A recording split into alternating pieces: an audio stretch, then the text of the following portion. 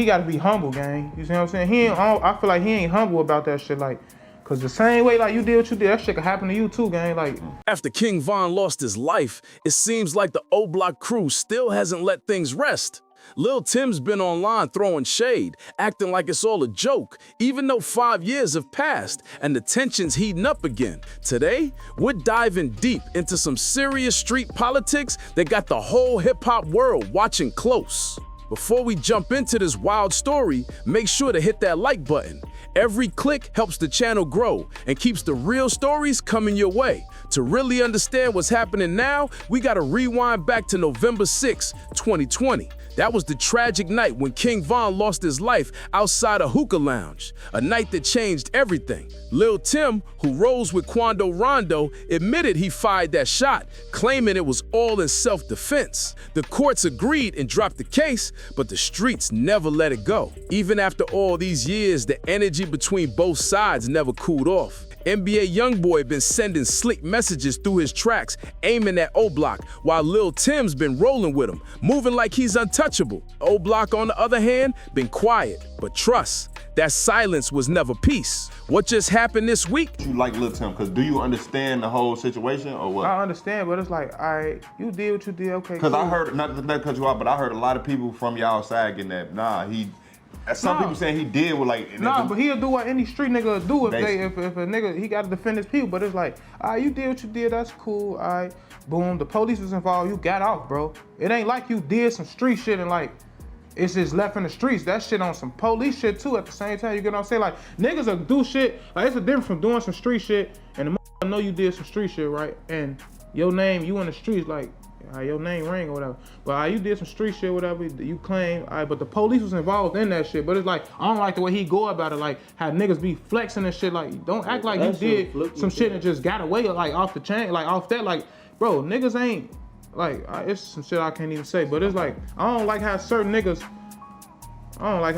be moving. Turn that quiet tension into full-blown chaos. To really get it, you gotta understand, King Von wasn't just another rapper. He was OBlock royalty, someone respected to the core. Coming up under Chief Keef's influence, Von carried that same raw energy, but with his own twist, his own fire. While Chief Keef was out here making drill music, Von was actually living that lifestyle for real. Before he ever dropped a single track, the streets already knew his name and what he stood for. When Von passed, it wasn't just the loss of an artist. OBlock lost their leader, their motivator, the one they believed could take them all the way out the struggle. And here's where things get wild. NBA YoungBoy recently dropped a freestyle called Zero IQ. And this track came across as a straight-up shot toward King Von's legacy. But Lul Tim, he didn't stop there.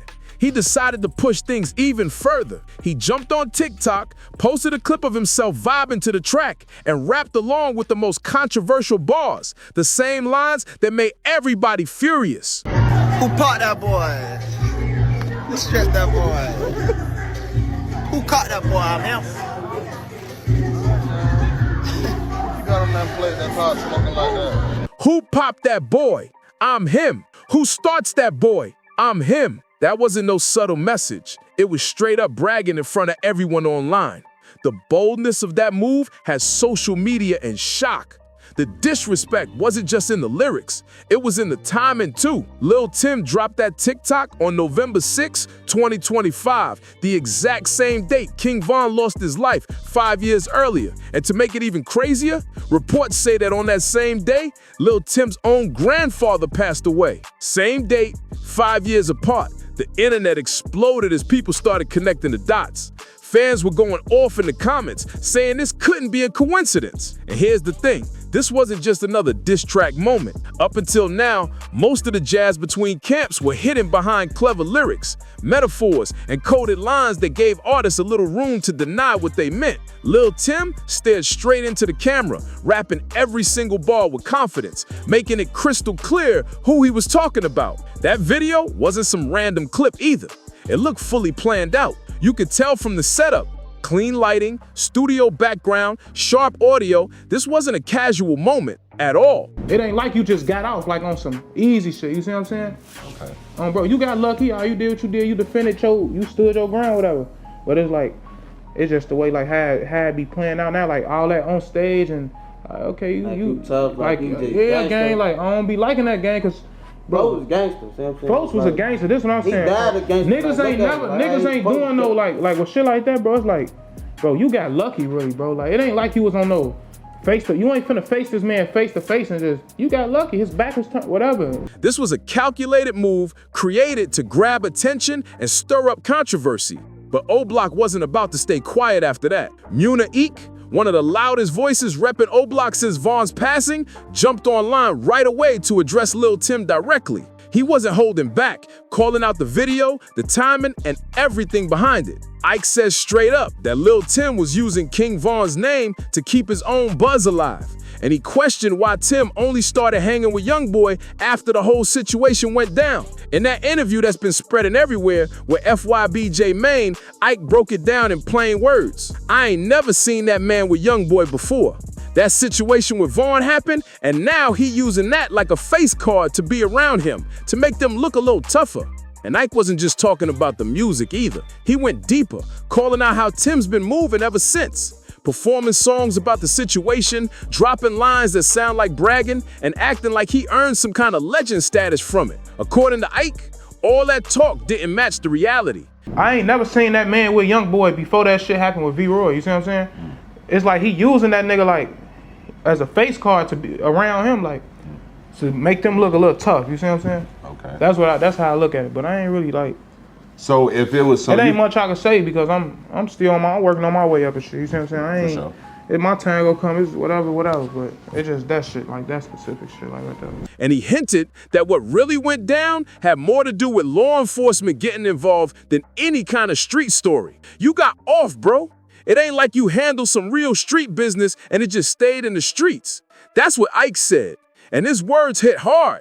But his response went way deeper than just checking Tim's credibility. He started questioning the whole story that's been told about that night in Atlanta. According to Ike and a few other OBlock members, things didn't go down the way Tim and his supporters been claiming. Not even close. They've been saying that Von wasn't the one who started the fight that night at that lounge. They believe the media flipped the story to make it look like Tim was some kind of hero who stepped in to defend his friend. When in reality, it wasn't that simple. Ike said during the interview, bro got lucky really. It ain't like he was face to face with that man. Von's back was turned, whatever. He need to stay humble about that because the same way he did what he did, that could happen to him too. Now let's break down the real story behind this beef because it's deeper than just one tragic night. Everything started when King Von and his crew pulled up outside that Atlanta lounge where Quando Rondo happened to be hanging out. I ain't never seen that man with Youngboy before that shit happened with V-Roy, you see what I'm saying? It's like he using that nigga like as a face card to be around him, like to make them look a little tough, you see what I'm saying? Things got tense fast. Emotions were high and nobody was backing down. Von had a strong reputation in the streets and was known for standing on what he said. He wasn't one to back off. But here's what people overlook about Lul Tim. According to Muna Ike and other OBlock voices, Tim wasn't really active in the streets before that night. He was mainly known as Quando Rondo's close friend who just happened to be armed when everything broke out. When Von and his crew approached Quando, Tim saw his boy getting rushed and reacted. He stepped in to protect them, but the issue came after that moment. Instead of laying low and keeping things quiet, Lul Tim started turning that situation into a storyline for fame. He linked up with NBA Youngboy, started dropping music tied to the event, and has been riding that wave ever since. That's what really got OBlock fired up. Not just what happened that night, but how he's been carrying himself since then. Now let's talk about that NBA Youngboy connection, because this is where things get real complicated. Youngboy and Dirk been at odds for years, long before the incident with Von even happened. So when that night went down, it gave Youngboy a new way to throw shade at Dirk and OBlock through his music and image. Suddenly, Lul Tim went from just being Quando Rondo's homie to becoming part of NBA Youngboy's inner circle, showing up on tour, in videos, and all over social media. Ike pointed this out in his interview too, saying, I seen Quando Rondo with him, that's cool, but Tim? Now that man using that situation like a face card to hang around YoungBoy and make them look a little tougher. That comment hit hard because it summed up exactly what fans and street watchers have been saying for years. That Tim's fame came more from controversy than talent. And the politics behind it all are deep. Quando Rondo's been signed to YoungBoy's 4KT label for years, and the two had a solid relationship long before any of this happened.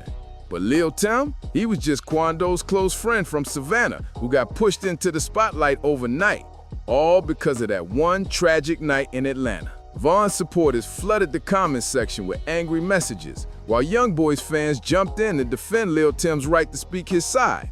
But this wasn't just regular fans arguing online. OBlock members themselves started reacting across Instagram, Twitter, and TikTok. Some began posting throwback clips of Von performing, while others dropped mysterious posts that had people wondering if they were aimed directly at Lul Tim.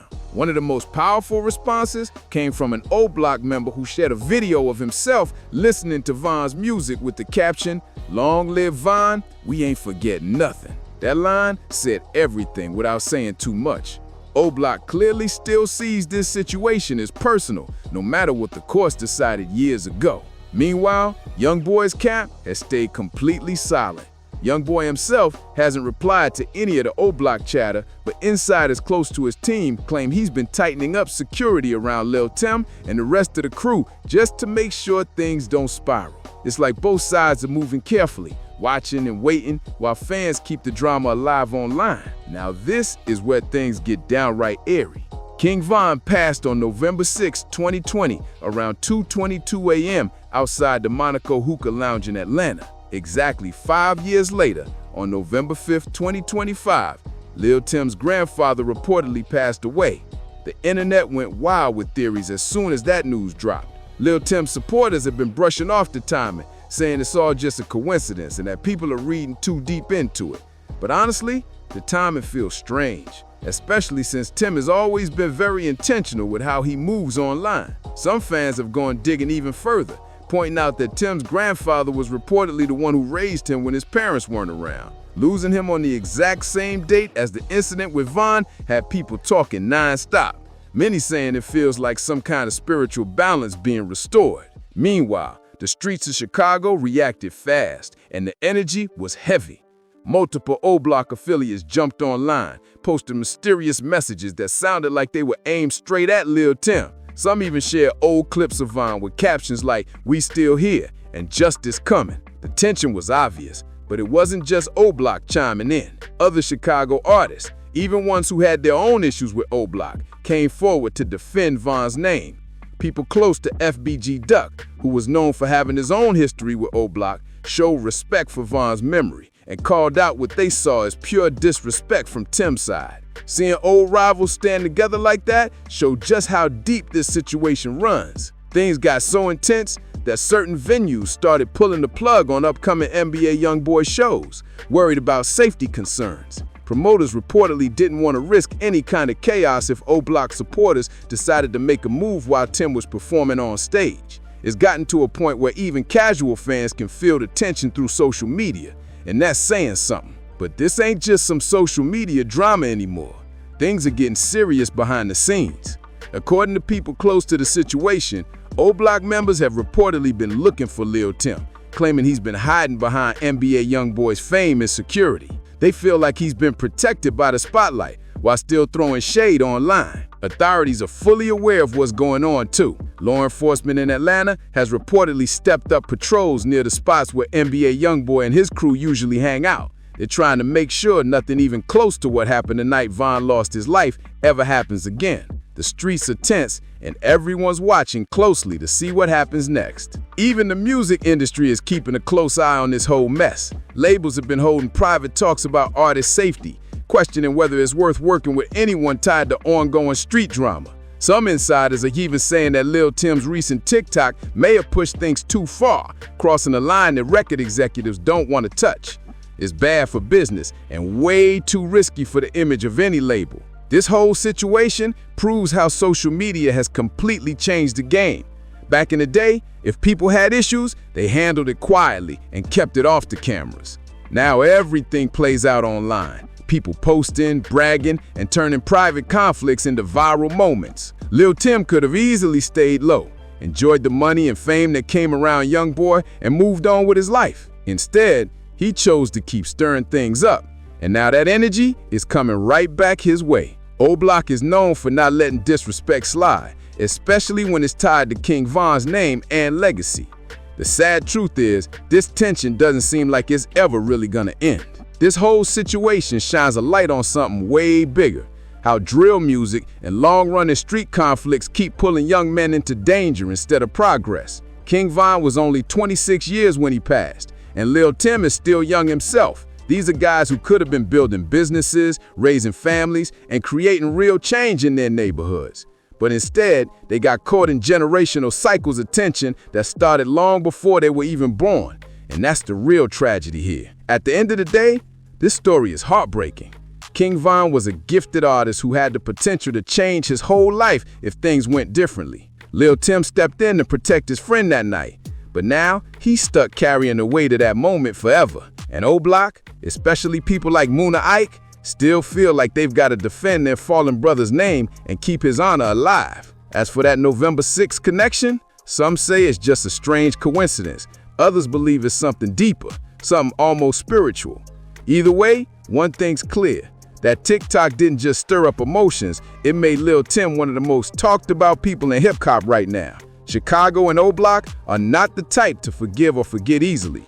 This tension has been building for 5 years straight, and it's showing no signs of slowing down. Every single diss, every track, every post online, it all keeps adding more pressure to a situation that should have ended long ago. The real question isn't if this will spark another reaction, but when. So what do you think about all this? Was Lul Tim out of line for posting that TikTok, or was he just expressing himself freely? And what about that November 6th connection?